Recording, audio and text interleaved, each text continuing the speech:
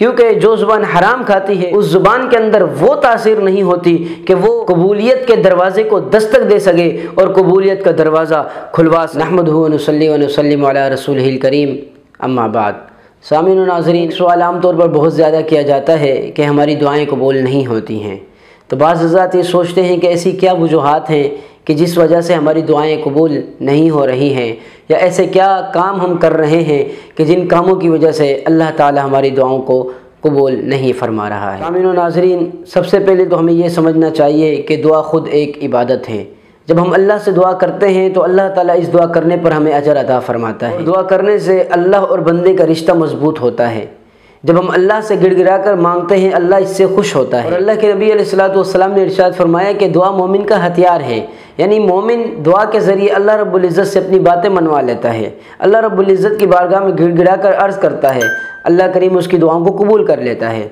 لیکن سامعین ذی وقار، بعض حضرات یہ سمجھتے ہیں کہ ہماری دعائیں قبول نہیں ہو رہی ہیں، تو اس کی کیا وجوہات ہیں؟ سامعین و ناظرین، جب ہم احادیث کا مطالعہ کرتے ہیں تو ہم پر یہ بات واضح ہوتی ہے کہ دعا کے قبول نہ ہونے کی جو وجوہات احادیث میں موجود ہیں، ان میں سب سے پہلی اور اہم چیز جو ہے وہ یہ کہ لقمہ حرام کا کھانا، یعنی جب ہم لقمہ حرام کھاتے ہیں، ہمارے پیٹ میں لقمہ حرام ہوتا ہے، تب ہماری دعائیں قبول نہیں ہوتی ہیں۔ جیسا کہ مسلم شریف کی حدیث ہے، حضرت ابو ہریرہ رضی اللہ تعالی عنہ روایت فرماتے ہیں کہ رسول اللہ صلی اللہ علیہ وسلم نے ارشاد فرمایا، ان اللہ طیب لا يقبل الا طیبا، کہ اللہ تعالیٰ پاک ہے اور پاکیزہ چیز ہی قبول فرماتا ہے۔ اور اللہ تعالیٰ نے مومنین کو اسی چیز کا حکم دیا جس چیز کا اللہ تعالیٰ نے اپنے رسولوں کو حکم دیا تھا۔ اللہ تعالیٰ نے اپنے رسولوں کو اس بات کا حکم دیا کہ یا ایھا الرسل کلوا من الطیبات واعملوا صالحا انی بما تعملون علیم، کہ اے رسولو پاکیزہ چیز کھاؤ اور نیک اعمال کرو، بے شک اللہ تعالیٰ وہ جانتا ہے جو تم کر رہے ہو۔ حضرت ابو ہریرہ رضی اللہ تعالیٰ عنہ بیان کرتے ہیں کہ اللہ کے رسول صلی اللہ علیہ وسلم نے پھر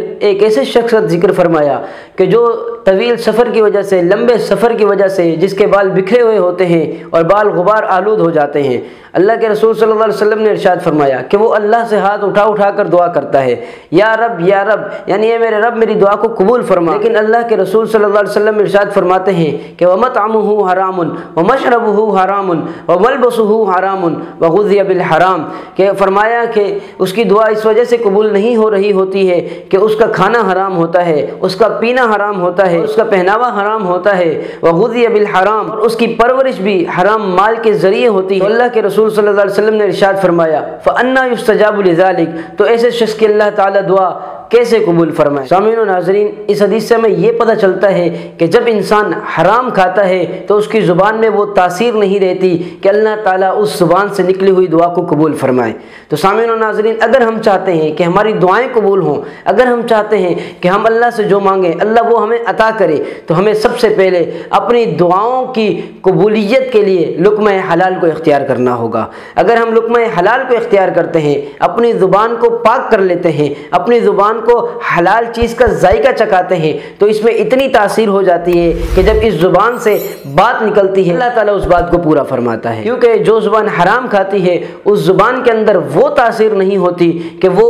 قبولیت کے دروازے کو دستک دے سکے اور قبولیت کا دروازہ کھلوا سکے۔ تو سامعین و ناظرین، قبولیت کا دروازہ لقمہ حلال سے ہی کھلتا ہے، لقمہ حرام سے نہیں کھل سکتا۔